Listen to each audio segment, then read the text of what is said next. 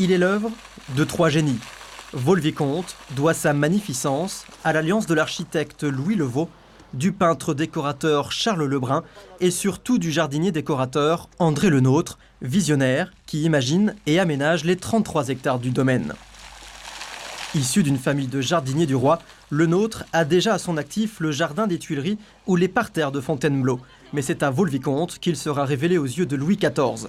Pour la première fois, il réunit toutes les innovations et techniques de l'optique. En fait, il met à proximité du château des éléments de décor qui sont relativement petits, les statues, les ifs, les boules de buis. Et puis, plus on s'éloigne du château, plus les sculptures, les arbres vont devenir de plus en plus grands. Et en fait, ça permet, depuis le perron, d'avoir une perspective, l'œil est ralenti par ces effets-là, et on se dit, mais ce jardin est à taille humaine, et petit, on va aller s'y promener. Au fond du parc, haut de 7 mètres, il domine. Hercule, la puissance, la bienfaisance, symbole de l'égocentrisme de Nicolas Fouquet, alors intendant aux finances du roi et propriétaire du château. On a toute la beauté et l'harmonie du lieu, avec ce château qui est en haut de son piédestal et qui domine la mise en scène. Vaux-le-Vicomte, c'est un point de départ qui donne des idées à Louis XIV.